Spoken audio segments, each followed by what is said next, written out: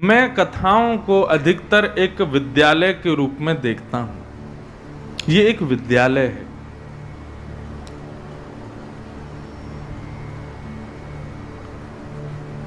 Just for a short time of period, 7 ही दिन का है, इसलिए छोटा विद्यालय है। लेकिन इन 7 दिनों में आगामी, वैसे तो यहाँ 8 दिन की कथा है, आज से लेकर के और 4 तारीख तक, क्योंकि पहला दिन तो एक दूसरे को समझने, जानने और महात्म कहने में ही निकल जाता है, इसलिए 8 दिन की कथा विशेष रूप से हम करते हैं सब जगह। तो ये एक 7 दिन की पाठशाला यहाँ पर व्यवस्थित हुई है और इस पाठशाला के अध्यापक के रूप में हम आए हैं। इस पाठशाला के प्रिंसिपल सर पीछे खड़े हुए हैं, बाकी अदा से खड़े हैं, बंसी बजा रहे हैं, और वो प्रिंसिपल ऑफिस है श्री मंदिर, जगत मंदिर। ये सब कोऑर्डिनेटर्स बैठे हैं। मॉनिटर के रूप में हमारे गोपाल जी हैं और आप सब लोग इस कथा रूपी पाठशाला के विद्यार्थी हो।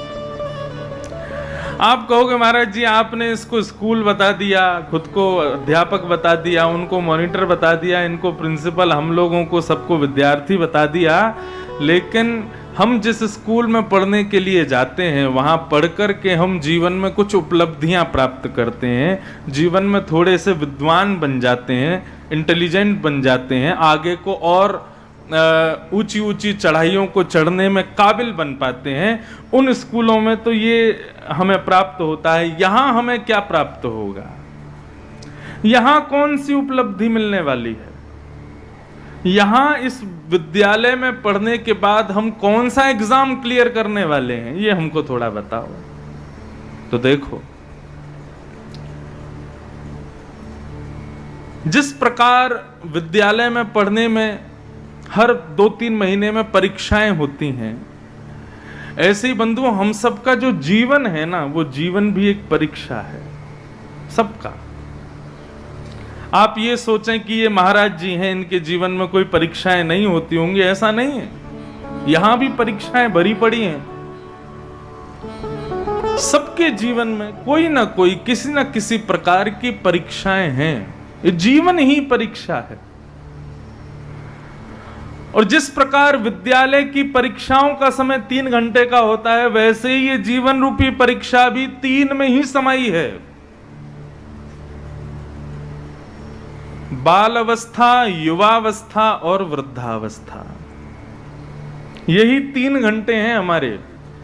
इन्हीं 3 घंटों के अंदर अंदर हमको जीवन रूपी परीक्षा को पार करना है। कई बार सामने प्रश्न ऐसा आ जाता है कि उसका उत्तर हमको नहीं पता होता। प्रश्न का मतलब जीवन के उतार चढ़ाव, यही प्रश्न है। कई बार ऐसे प्रश्न आ जाते हैं कि हम सोच नहीं पाते कि इसका उत्तर क्या होना चाहिए, अब हमको क्या करना चाहिए। जैसे कि अर्जुन के जीवन में आया था। महाभारत युद्ध से पूर्व अर्जुन भगवान से कहता है, सेनयोर भयोर मध्य रथम स्थापयमिच्युत। हे अच्युत, मेरे रथ को ले जाकर के इस उभय सेना के बीच में खड़ा कर दूं, मैं देखना चाहता हूं मेरा युद्ध किससे होने वाला है। लेकिन जैसे ही अपने परिवारी जनों को देखता है तो धनुष बाण छोड़ देता है। ठाकुर जी को कहता है कि मैं युद्ध नहीं कर पाऊंगा, मुझे क्या करना है, मुझे समझ नहीं आ रहा माधव, आप मुझे बताओ। तब भगवान ने उसको गीता सुनाई। ऐसे ही हम सबके जीवन में परीक्षाएं आती हैं, लेकिन हम सबको उत्तर देने वाले माधव नहीं आते। इसलिए उन जीवन रूपी परीक्षाओं को सहजता, सरलता से पार करने के लिए माधव ने, श्री कृष्ण ने, श्री जगन्नाथ ने शब्द में स्वरूप धारण किया, जिसका नाम है श्रीमद् भागवत। और व्यक्ति केवल 7 दिन का ये कोर्स है, इसको पूर्ण कर ले 7 दिन के इन कोर्सों को पूर्ण रूपेण समझ ले, सुन ले, ध्यान से इसको अपने जीवन में उतार ले। 8वां दिन या जिस दिन हम यहाँ से कथा करके जाएंगे, उसके अगले दिन से जब आप अपना जीवन रूपी परीक्षा हल करना प्रारंभ करोगे तो कितने ही प्रश्न ऐसे होंगे उनका उत्तर बड़े सहज में दे दोगे, उनका उत्तर बड़ी आसानी से पार हो जाएगा। तो जीवन रूपी परीक्षा को पार करने के लिए ये एक विद्यालय है। आप कहोगे कि स्कूल में जो परीक्षा पार करते हैं उसके बाद फर्स्ट आते हैं, सेकंड आते हैं, थर्ड आते हैं, टॉप 10 में बच्चों का नाम आता है, लेकिन इस जीवन रूपी परीक्षा को सहजता से पार करने वाले को क्या प्राप्त होता है और किस किस ने इसको प्राप्त किया? कौन कौन इस जीवन रूपी परीक्षा में पास हुआ, हमें बताओ। कौन कौन हुए, गिनते जाओ। मीराबाई, सूरदास, रैदास, कुंभनदास, तुलसीदास, और कौन है, और कौन है, और कौन है? वो एक राजस्थान की एक और थी मीराबाई जैसी, क्या नाम था उनका? करमेती बाई, सक्कू बाई। और आपके उड़ीसा में जन्म हुआ जिन्होंने भगवान की स्तुति गाई, साल बेग। अनेकों हैं जिन्होंने इस जीवन रूपी परीक्षा को पार करके उपलब्धियों को, और उपलब्धि के रूप में क्या मिलता है? उपलब्धि के रूप में श्री जगन्नाथ जी अपने हृदय से लगाते हैं, बस यही इस परीक्षा की उपलब्धि है। इस पाठशाला में पास होने वाले व्यक्ति को उपलब्धि के रूप में यही मिलेगा कि श्याम सुंदर उसको हृदय से लगाएंगे। बस उस उपलब्धि को प्राप्त करने के लिए मैं भी यहां बैठा हूं और आप भी यहां बैठे हो। इसलिए बंधुओं, इस कथा का कोई और आश्रय नहीं है। मैंने आज कथा के सुबह शोभा यात्रा में आए हुए लोगों से एक बात कही थी। अच्छा, एक चीज और ध्यान रखो, हर कथा में कहता हूं मैं, कॉपी पेन जेब में रखा करो, छोटी डायरी रखो भले ही, और जो बात तुमको बढ़िया लग जाए ना कथा में, तुरंत निकाला उसको लिख लेना, उसको अपने पास में अंकित कर लेना। बहुत लाभकारी है ये चीज। ठीक है, पितरों के प्रति श्रद्धा होनी चाहिए, उस भाव से कथाएं करानी ही चाहिए, क्योंकि श्रीमद् भागवतान मुक्ति सप्ताहम वाचनम कुरु, सप्ताह कथा सुनने से जो पितर हमारे मुक्त नहीं हुए होंगे वो मुक्त हो जाएंगे। लेकिन मैंने एक बात आज सुबह कही थी, उसको ध्यान से सुना था कि नहीं पता नहीं, कथा कराने के बाद पितृ मुक्त होते हैं, ये बात बिल्कुल सही है। लेकिन मुझे ऐसा लगता है कि व्यक्ति में कथा कराने की सामर्थ्य तभी आती है जब उसके पितृ मुक्त हो जाते हैं। जो कथा करवा रहे हैं, जो कथा का आयोजन करवा रहे हैं, उनको तो ये विश्वास कर लेना चाहिए कि मेरे पितृ मुक्त हो चुके हैं, और उन्होंने ही जाके ठाकुर जी से कहा है कि हे ठाकुर जी, ये हमारे घर का बालक है, इसको इतना बल दो कि आपकी कथा करा सके।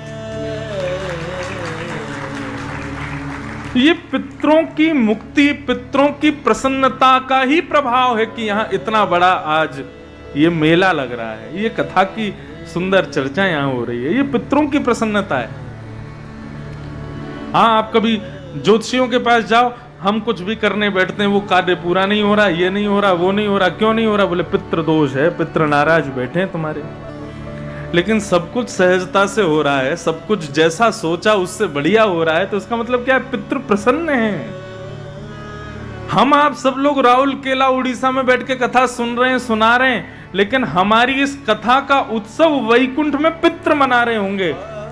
आज इस कथा के प्रारंभ होते ही हमारे पितृ नाच रहे होंगे, नृत्य कर रहे होंगे। बोले हमारे परिवार का देखो, ये बालक कथा करवा रहा है, पूरा परिवार मिलकर के आनंद कर रहा है हमारे लिए।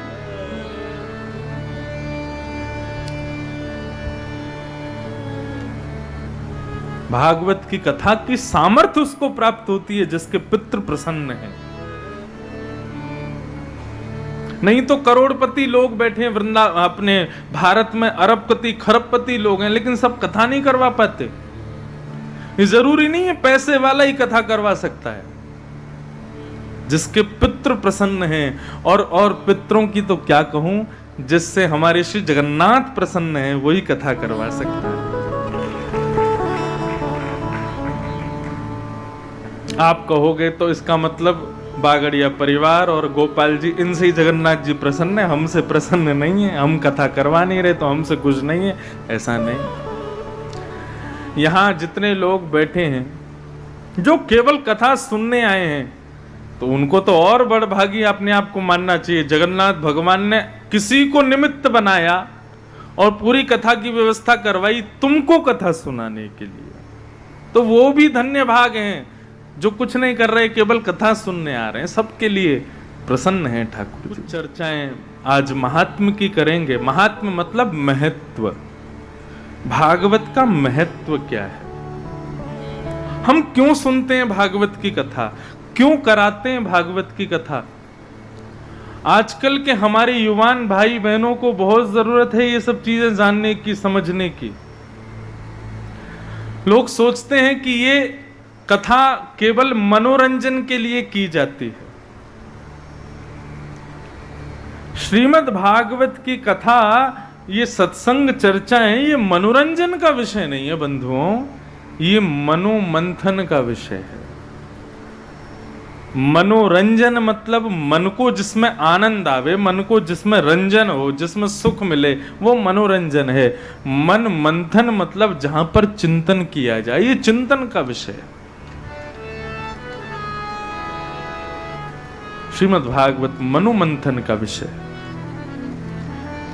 भागवत के महात्म का प्रथम श्लोक सब लोग बहुत ध्यान से सुनिएगा। सच्चिदानंद रूपाय विश्वोत्पत्त्यादि हेतवे तापत्रय विनाशाय श्री कृष्णाय वयं नमः। भागवत के महात्म का प्रथम श्लोक है सच्चिदानंद रूपाय। भगवान के रूप और स्वरूप दो प्रकार होते हैं। रूप अलग हैं, स्वरूप अलग हैं। हम सब लोगों के भी रूप अलग होते हैं, स्वरूप अलग होते हैं। जैसे कि रूप और स्वरूप में अंतर सुनिएगा, समझिएगा। मेरा स्वरूप क्या है कि मैं एक भागवत का वक्ता हूं।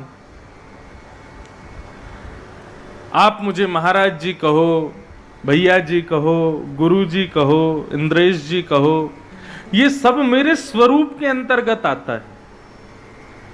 हम धोती पहनते हैं, बगलबंदी पहनते हैं, पटका पहनते हैं, तिलक लगाते हैं, चोटी रखते हैं, ये सब हमारे स्वरूप में आता है।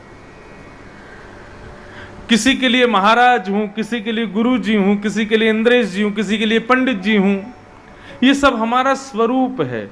स्वरूप एक तरफ हो गया, अब आती है रूप की बात। तो रूप मेरा क्या है? अपनी मां से जब मिलता हूं उस समय मैं महाराज जी नहीं हूं, उस समय मैं उनका बेटा हूं, ये मेरा रूप है।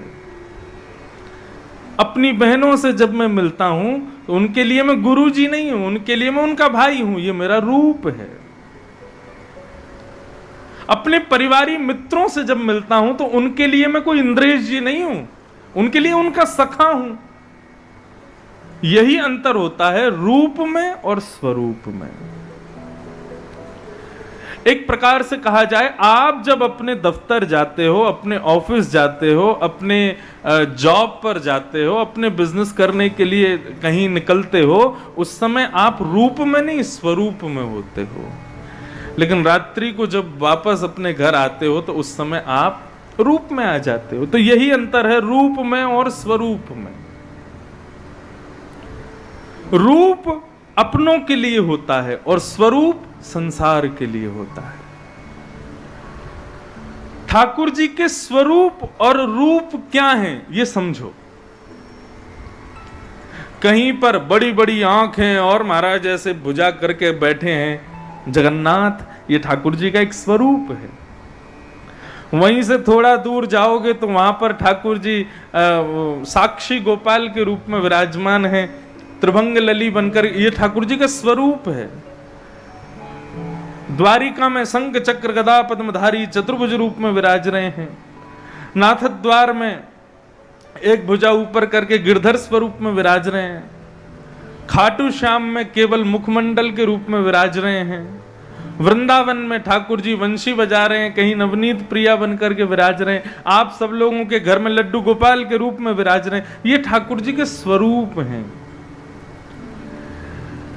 स्वरूप मतलब संसार के लिए अलग अलग लीलाओं के अनुसार अलग अलग स्वरूप। लेकिन जब पूछा जाए कि ठाकुर जी का रूप क्या है, रूप मतलब जो अपनों के लिए होता है, तो रूप ठाकुर जी के 3 ही हैं बस।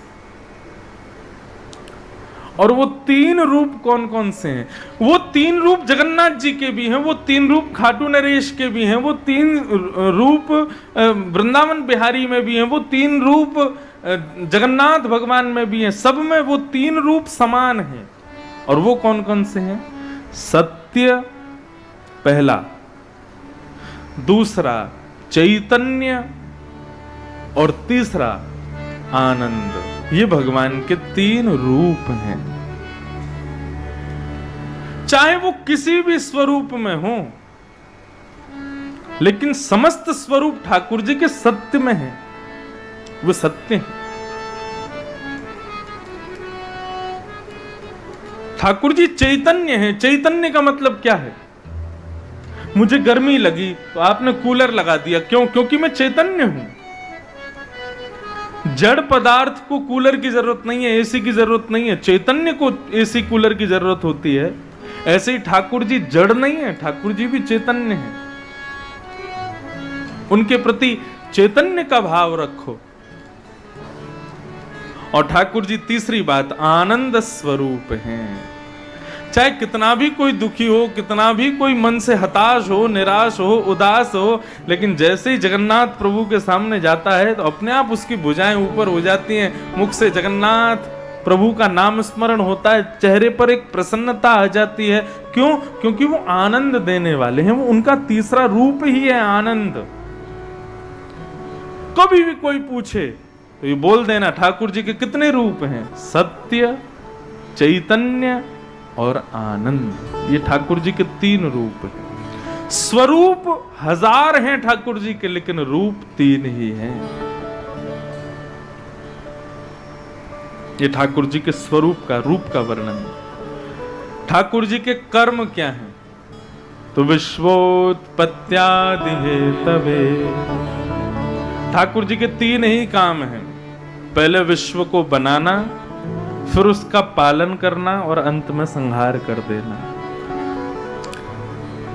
जैसे एक बालक समुद्र के किनारे जगन्नाथपुरी में जाता है, तो माता पिता के साथ गया हुआ बालक निश्चित ही, हर बालक का इस स्वभाव होता है, वहां जो रेत होती है, जो बालू होती है, वो उससे एक घर बनाने लग जाता है। घर बनाता है, बहुत मेहनत करता है, बहुत लगन से उसको बनाता है, सुंदर सुंदर उसमें द्वार देता है, सुंदर सुंदर उसमें खिड़कियां देता है, उसके बाहर एक बाउंड्री बना देता है, बढ़िया उसकी प्रोटेक्शन भी सब करवाता है। लेकिन जैसे ही माता पिता कहते हैं चलो चलो चलो बेटा अब चलने का समय हो गया, चलो अब जाना है, ट्रेन पकड़नी है, फ्लाइट पकड़ना है, या दर्शन को जाना, कुछ भी, तो वो बालक पहले तो उठेगा नहीं, लेकिन थोड़ी बहुत देर जब पिता ज्यादा कहेंगे तो फिर उठता है और जाते जाते लात भी मार जाता है, अपने बनाए घर को बिगाड़ भी देता है और चला जाता है।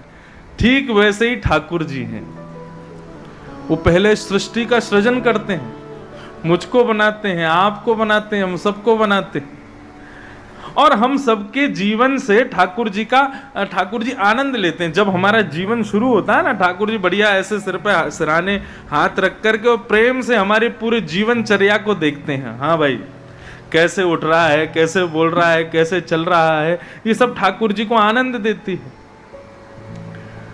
और जैसे ही ठाकुर जी को आलस से आता है, ठाकुर जी को लगता है कि हाँ बस अब पूर्ण हो गया, ठाकुर जी इस संसार रूपी बनाए गए इस मिट्टी के घर को, अपने इस मिट्टी के सृष्टि को ठाकुर जी ध्वस्त कर देते हैं। यही 3 काम है ठाकुर जी के, बनाना, पालन करना और संहार कर देना। आप कहोगे क्या ठाकुर जी को संहार में कष्ट नहीं होता? जिसको सृजन में ज्यादा लगन नहीं थी तो उसको संहार में इतना कष्ट क्यों होगा? हम लोगों को किसी भी चीज के नष्ट होने पर कष्ट क्यों होता है? क्योंकि उस वस्तु के सृजन में हमने बहुत मन लगा दिया था। मन लगाने का मतलब हमारा ममत्व हो गया था, इसलिए जब वो नष्ट होती है तो फिर हमको कष्ट भी होता है। ठाकुर जी को कष्ट नहीं होता क्योंकि सृजन के समय उनका ममत्व नहीं हुआ था। ये 3 भगवान के काम, विश्वोत्पत्त्यादि हेतवे और तापत्रय विनाशाय, 3 प्रकार के तापों को जो नष्ट करते हैं, आदि दैविक, आदि भौतिक और आध्यात्मिक तापों से जो हम सबको मुक्त करते हैं। आदि दैविक ताप किसे कहते हैं?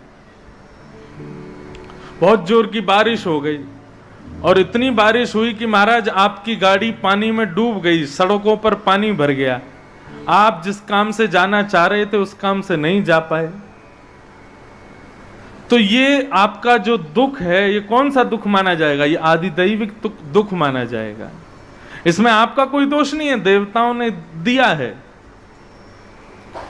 आदि भौतिक दुख किसे कहते हैं? जो किसी के द्वारा दिया जाता है, अब वो उसमें चाहे जो भी हो। बीच में 2 साल हम लोग आदि भौतिक दुख से बड़े दुखी थे। 4 लोगों के बीच में यदि कोई छींक भी देता था तो 3 उठ के भाग जाते थे, बोले कोरोना नहीं हो कहीं इसको। हाँ? बस में बैठे हैं, ट्रेन में बैठे हैं और यदि कोई व्यक्ति खुल्ल खांस दे तो बाकियों के मास्क निकल आते थे, बोले क्यों? इससे कहीं हमको कुछ ना हो जाए। आदि भौतिक दुख जो दूसरों से मिलता है, और आध्यात्मिक दुख जो हम अपनी करनी से भोगते हैं, जो हमको स्वयं अपनी क्रियाओं से प्राप्त होता है। ठाकुर जी कहते हैं मेरी शरण में आए हुए व्यक्ति को ये 3 प्रकार के दुख नहीं होते। आदि दैविक, आदि भौतिक, आध्यात्मिक ताप उसको नहीं होते हैं। ऐसे 3 तापों को नष्ट करने वाले, देखो बंधुओं, ऐसा मत सोचना कि जीवन में दुख नहीं आएगा। दुख ही मानव की संपत्ति है, फिर दुख से क्यों घबराता है। दुख ही मानव की संपत्ति है, फिर दुख से क्यों घबराता है। हमारी संपत्ति क्या है? दुख ही है। आप लोग बिल्कुल सच बताना, एक प्रश्न मैं कर रहा हूं आपसे। मानव कर्मठ है, मानव मेहनती है, बहुत मेहनत करता है, तो उसको कर्मठ, उसको मेहनती, उसको मेहनत करने वाला, उसको उद्यमशील किसने बनाया? दुखों ने बनाया। जिनके माता पिता बहुत धन कमा देते हैं अपने बालकों के लिए और बहुत सारी संपत्ति खड़ी करके अपने बालकों को दे जाते हैं, 99% ऐसे बालक बिगड़े हुए ही निकलते हैं। क्यों? मेहनत करनी नहीं पड़ी ना। हमारे पूज्य पिताजी महाराज ने हमको व्यासपीठ प्रदान की। देखने वाले लोगों को और कई हमारे वृंदावन के विद्वज्जनों को ऐसा लगता है कि भाई जीवन हो तो ये इंद्रेश के जैसा होना चाहिए। मैंने कहा क्यों? बोले जीवन में कुछ करना ही नहीं पड़ा। पिताजी ने इतनी मेहनत करके इतनी बड़ी व्यासपीठ बना ली, इतने लोगों को जोड़ दिया और सब इकट्ठा करके इंद्रेश को दे दिया और ये व्यास बन गए। पिता की संपत्ति मिलना ये मेरा सौभाग्य है, पिता की व्यासपीठ मिलना ये मेरा सौभाग्य है, लेकिन इस व्यासपीठ को बरकरार उसी गरिमावंत बना करके रखना ये मेरा उद्यम है, ये मेरा कर्तव्य है। माता पिता की संपत्ति प्राप्त होना ये बालक का सौभाग्य है, लेकिन उस संपत्ति को और वर्धन करना, उसको और बढ़ाना, उसको उसी स्तर पर बना करके रखना, ये उस बालक का कर्तव्य है, उसका धर्म है। मिल गई व्यासपीठ, मिल गया सब कुछ, लेकिन उसको उसी रूप में बना करके बरकरार रखना, मेंटेन रखना, ये मेरा कर्तव्य है। और उस कर्तव्य को निभाने में उद्यम तो होता ही है, मेहनत तो होती है। मेरा कहने का अभिप्राय केवल इतना है कि मानव जीवन में कर्मठ बनता है, मेहनती बनता है, तो वो किस लिए? क्योंकि उसके जीवन में दुख होते हैं, वो दुखों से बचने के लिए खुद को मेहनती बनाता है। उसकी सबसे बड़ी संपत्ति है दुख। इसलिए कहते हैं दुख ही मानव की संपत्ति है, फिर दुख से क्यों घबराता है। दुख ही मानव की संपत्ति है, फिर दुख से क्यों घबराता है। दुख ही मानव की संपत्ति है, फिर दुख से क्यों घबराता है। दुख ही मानव की संपत्ति है, फिर दुख से क्यों तो दुख देकर सुख जाता है, तो दुख देकर। दुख जाता है तो हमको क्या देके जाता है? सुख देके जाता है। और दुख जाता है तो हमको सुख देके जाता है, सुख जाता है तो दुख देके जाता है। अच्छा, मेहमान कौन सा अच्छा? जो जाते समय दुख दे करके जाए वो मेहमान अच्छा, जो जाते समय सुख देके जाए वो मेहमान अच्छा? कौन अच्छा दोनों में?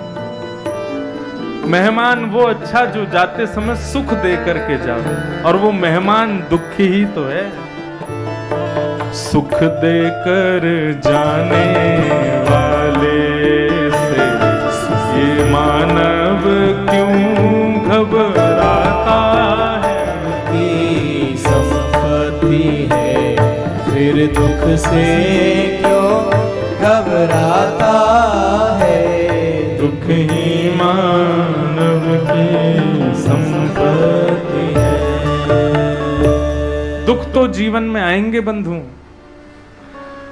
कथा सुनने के बाद, भगवान की शरणागति होने के बाद जीवन से दुख चले जाएंगे, ये तो कभी नहीं होगा। नित्य हनुमान चालीसा पाठ करने से, रामायण जी के सुंदर कांड का पाठ करने से दुख जीवन से चले जाएंगे, ऐसा तो कभी नहीं होगा। हाँ, ये जरूर हो सकता है कि भगवत शरणागति व्यक्ति, भागवत शरणागति व्यक्ति अपने दुखों से जूझेगा बहुत अच्छे से। उसको जूझना सिखा देगी कथा, उसको दुखों से लड़ना सिखा देंगे ठाकुर जी। दुख तो जीवन में आएंगे, इसलिए उन दुखों से कभी नहीं बच पाओगे बंधुओं, लेकिन दुखों से लड़ने की सामर्थ्य यहां प्राप्त होती है।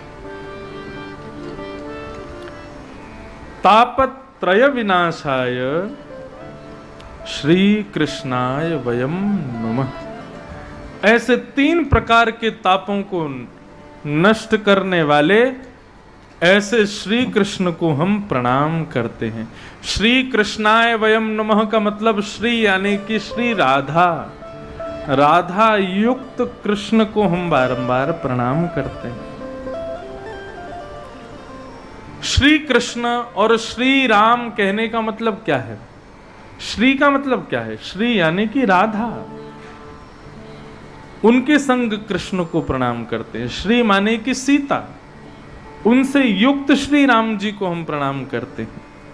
श्री के अनेक अर्थ होते हैं। श्री यानी कि लक्ष्मी, श्री यानी कि सरस्वती, श्री यानी कि प्रेम, श्री यानी कि ज्ञान, श्री यानी कि विज्ञान। श्री के बहुत अर्थ होते हैं।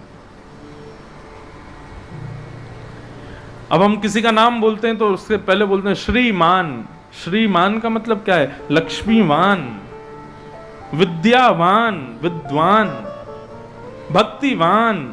अब जैसे जिस रूप में वो लेना चाहे उस रूप में उसका नाम बोला जाता है। श्री लगाते हैं हमारे यहां नाम के आगे, श्री माने यही सब।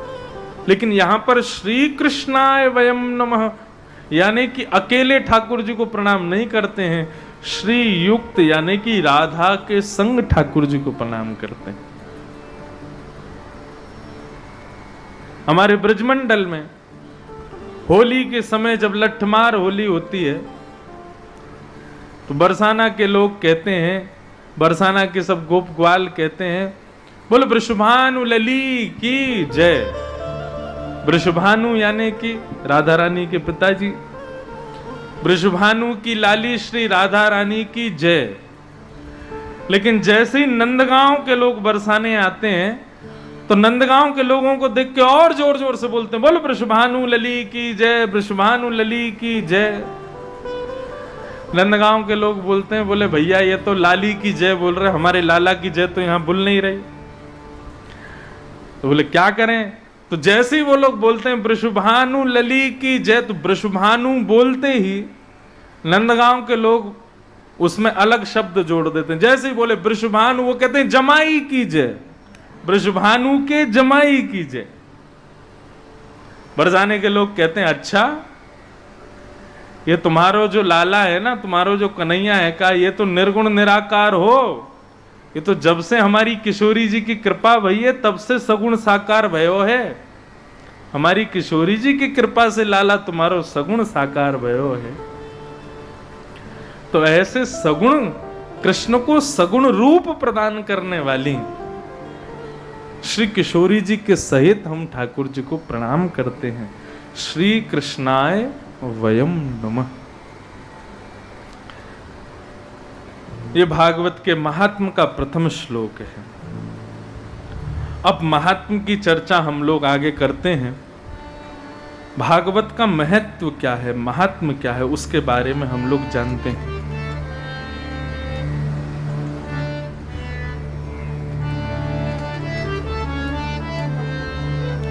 कोई गंभीर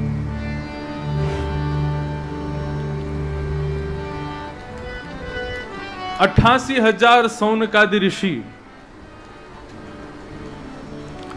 नैमिषारण्य क्षेत्र में मानवों के कल्याण के लिए यज्ञ करने के लिए एकत्रित हुए। सब लोग इधर देखो, यहां देखो, यहां देखो, बहुत ध्यान से कथा सुनो। एक दूसरे से वार्तालाप आदि ये सब 7 बजे के बाद करनी है। अभी केवल हमको बैठ करके सुनो ध्यान से। 88,000 सौनकादि ऋषि हुए और ये 88,000 सौनकादि ऋषि नैमिषारण्य क्षेत्र में बैठ करके मानवों के कल्याण के लिए यज्ञ कर रहे थे। क्यों? इनको पता चल गया था कि भाई कलयुग में मानवों की स्थिति बड़ी बुरी होने वाली है, तो क्या करें हम। तब इनके गुरुजनों ने बताया, बोले कलयुग के मानवों के नाम से संकल्प लेकर के तुम नैमिषारण्य में यज्ञ करो। अच्छा, नैमिषारण्य में ही क्यों हुआ यज्ञ? ये सब बातें जानने योग्य हैं, समझने योग्य। 88,000 सौनकादि ऋषियों ने पूरी पृथ्वी पर भ्रमण किया,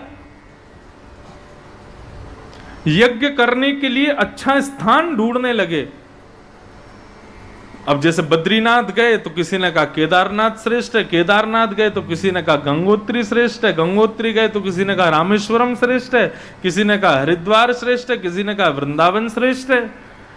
सब लोग अलग अलग श्रेष्ठताएं बताने लगे। सौनकादि ऋषि बोले कोई एक प्रमाण मिल जाए कि ये भूमि श्रेष्ठ है तो वहां यज्ञ करें। तो सौनकादि ऋषियों ने कहा, बोले एक ही व्यक्ति बता सकता है कि पृथ्वी में सर्वश्रेष्ठ स्थान कौन सा है। कौन? ब्रह्मा, जिसने सृष्टि बनाई है। सौनकादि ऋषियों ने ब्रह्मा जी को प्रकट किया और ब्रह्मा जी से कहा कि महाराज, इस पृथ्वी पर यज्ञ करने योग्य सर्वश्रेष्ठ स्थान आपने कौन सा बनाया, यज्ञ के लिए सर्व पवित्र स्थान आपने कौन सा बनाया, वो हमको बताओ। तब चतुर्भुज चतुर्मुख ब्रह्मा जी की भुजा से चक्र निकल पड़ा और ब्रह्मा जी ने कहा कि ये चक्र की निमी यानी कि नोक जिस आरण्य में, आरण्य कहते हैं जंगल को, जिस आरण्य में जाकर के गिरे, ये चक्र जिस आरण्य में जाकर के शांत हो जाए, जिस जंगल में जाके रुक जाए, वही आपके यज्ञ के लिए पवित्र है। और ब्रह्मा जी का वो चक्र भ्रमण करता हुआ आकाश में एक आरण्य में जाकर के गिरा, एक जंगल में गिरा, जिसका नाम पड़ा नैमिषारण्य। वहां पर ब्रह्मा जी के चक्र की निमी गिरी यानी कि नोक गिरी, इसलिए उसका नाम है नैमिषारण्य। नैमिषारण्य में सौनकादि ऋषि पहुंच गए, जाकर के व्यवस्थाएं की और एक यज्ञ मंडप तैयार किया। उस यज्ञ की अवधि कितनी थी, कितने घंटे का यज्ञ था? बोले घंटे वंटे कुछ नहीं, उसमें तो ये था कि वो महीनों, सालों, वर्षों, ना जाने कितने दिनों तक चलता ही रहेगा। उसकी कोई अवधि नहीं थी कि कितने दिन का होने वाला। जैसे ही यज्ञ करना प्रारंभ किया, यज्ञ करते करते करते बहुत दिन बीत गए तो महाराज धुएं के कारण सबकी आंखें कमजोर हो गई, सबको बीमारियां होने लगी। सौनकादि ऋषियों ने मन में विचार किया कि हम लोग खुद यज्ञ को पूर्ण नहीं कर पा रहे, मानव कल्याण कैसे करेंगे इससे।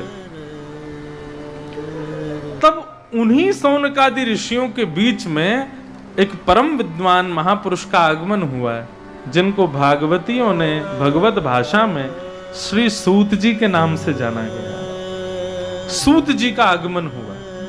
मैं अभी भूमिका सुना रहा हूं, इसलिए ध्यान से सुनिएगा, कहीं कोई बात छूट ना जाए। सूत जी का आगमन हुआ। किसी ने कहा, बोले अरे परम विद्वान हैं सूत जी, इनको प्रणाम करो। 88,000 ऋषियों ने जाकर के उनको प्रणाम किया। सूत जी ने पूछा क्या हो रहा है, तब उन्होंने बताया हम लोग यज्ञ कर रहे हैं मानव कल्याण के लिए, लेकिन भगवान आप परम विद्वान सूत जी हम सबके मध्य पधारे हैं। हम आपसे पूछना चाहते हैं कि मानव कल्याण का सर्वश्रेष्ठ उपाय क्या है, वो हमें बताओ।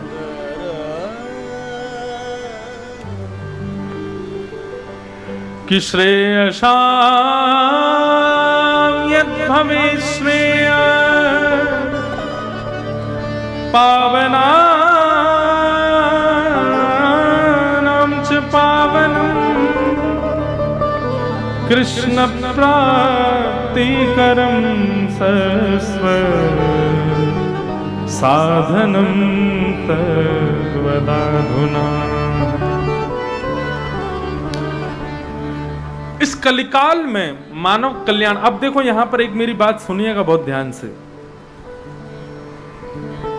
आज के युग में यदि आप व्यक्ति से पूछो कि मानव कल्याण के अर्थ करो, मानव कल्याण का मतलब क्या होता है, तो आदमी का क्या उत्तर होगा पता? करोड़पति हो जाना, बढ़िया 2-4 गाड़ियां होना, बढ़िया शहर में 3 मंजिला बिल्डिंग बना लेना, घर बना लेना, सुंदर पत्नी से विवाह कर लेना, सुंदर सुयोग्य पुत्र पुत्री आदि होना। वो इसको मानव कल्याण समझता है। वो सोचता है कि इतना हो जाए, इसी में मेरा कल्याण हो जाएगा बस।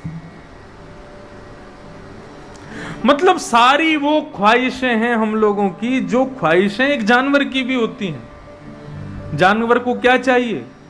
मुझे दिन में एक बार भोजन मिल जाए, मेरी पत्नी मेरे साथ रहे, मेरे बच्चे मेरे पास रहें, रात्रि को चैन से हम सो जाया करें, सुबह उठ के फिर भोजन ढूंढ के खा लिया करें, पत्नी प्रसन्न रहे, बच्चे खुश रहे, रात को फिर सो जाएं। यही सारी ख्वाहिशें हम मानवों की भी। तो हम में और जानवरों में अंतर कहां रह गया?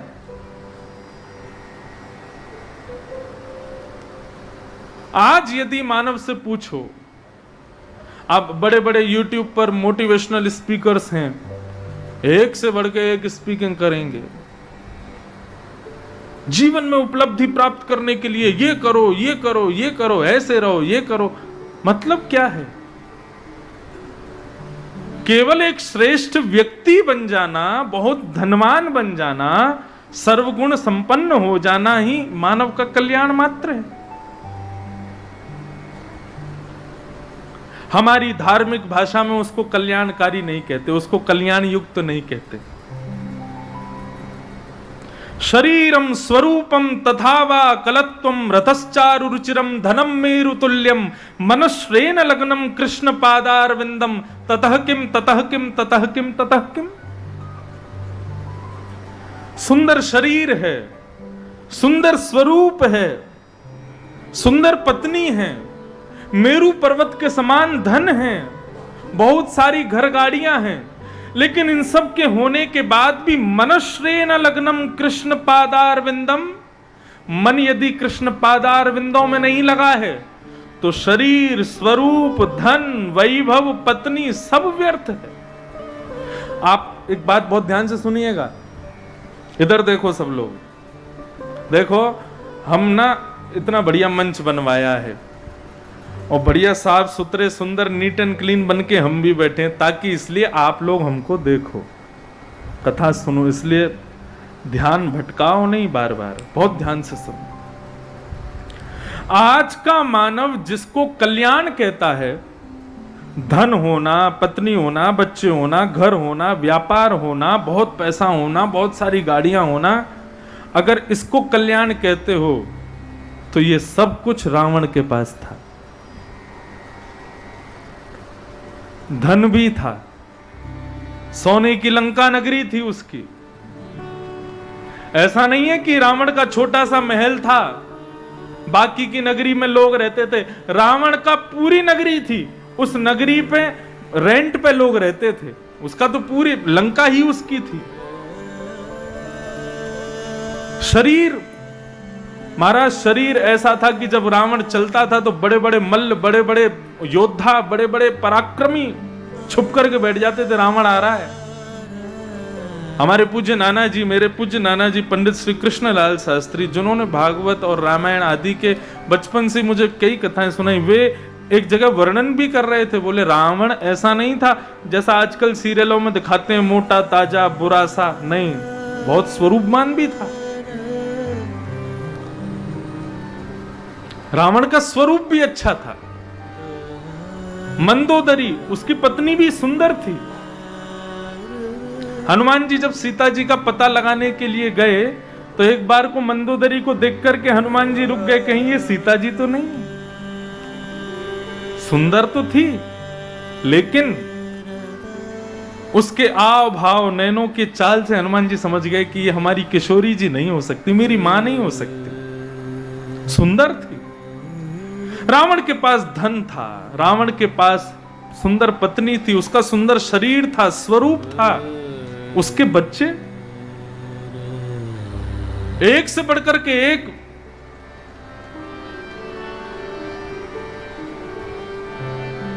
पराक्रम की तो पूछो ही मत। नारद जी वर्णन करते हैं, जब रावण का समय आया था तो नारद जी कहते हैं, मैं अपनी वीणा पे नारायण नारायण नहीं कहता था, रावण रावण कहता था। कुबेर, धन संपत्ति के स्वामी, ये रावण के आंगन में, रावण के गली चौबारों में कभी कभी मटका भरते हुए दिखाई दे जाते थे। इंद्र रोज प्रारंभ में रावण के उठने से पहले वर्षा करके पूरी नगरी को साफ करता था। सूर्य यदि ज्यादा उग्र हो जाते थे, रावण टेढ़ी नजर से देखता था तो सूर्य बादलों की ओट में छुप जाते थे कि कहीं रावण को कष्ट ना हो जाए। अरे कहां तक कहें, रावण का इतना पराक्रम था कि अमावस्या के दिन यदि उसको चंद्रमा देखना है तो अमावस्या को चंद्रमा प्रकट होएगा। यह रावण का पराक्रम था। लेकिन क्या रहा, सब उपलब्धियां प्राप्त करने के बाद भी मनश्रेण लग्नम राम चरणारविंदम, उसका मन नहीं था श्री रघुनाथ जी के चरणारविंदों में। नगरी क्षण भर में जल गई, पराक्रम क्षण भर में नष्ट।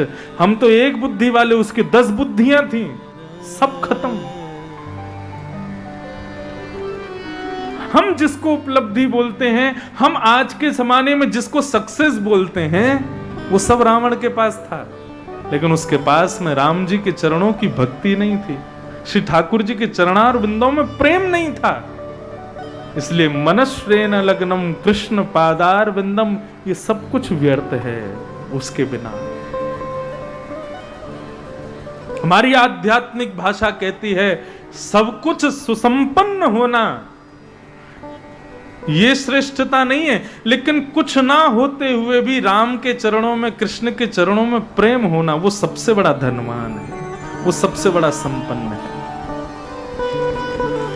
भागवत में मथुरा के राजा कंस को राक्षस बताया और छोटी सी झोपड़ी में रहने वाले दीनहीन से सुदामा जी को परम संपन्न बताया। कंस को जो कि बहुत संपन्न था वो ठाकुर जी का शत्रु बताया और सुदामा को भगवान का मित्र बताया। आज ही डिसाइड कर लेना कि जीवन में उपलब्धि का नाम क्या है।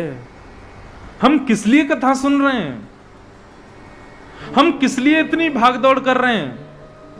सुबह के जाते हैं घर से महाराज निकल करके, पूरे दिन लगे रहते हैं और फिर रात्रि में आते हैं किस चीज की प्राप्ति के लिए। वास्तव में हम लोगों के चेहरे पर प्रसन्नताएं खत्म हो गई हैं, नष्ट हो गई हैं। क्यों? क्योंकि हमारा उद्देश्य ही अभी तक क्लियर नहीं है कि हम संसार में आए क्यों हैं। आप परम प्रसन्न हो जाओगे, आप परम सुखी हो जाओगे जिस दिन आप अपने उद्देश्य को पहचान लोगे कि हमारा उद्देश्य क्या है सृष्टि में आने का। भगवान ने केवल ऐसे ही भेज दिया मुझे, इतने खाली नहीं बैठे भगवान कि किसी को यूं ही जन्म दे देते हैं।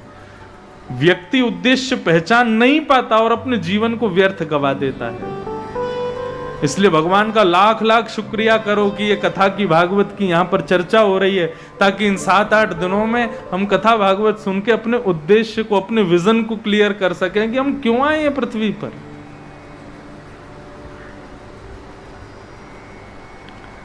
सौनकादि ऋषियों को सूत जी ने कहा,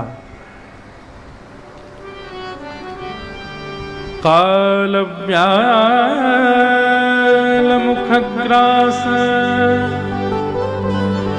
त्रासने नास हे तबे श्रीमद्भागवतं शास्त्रम कलौकीरेण भाषितम्।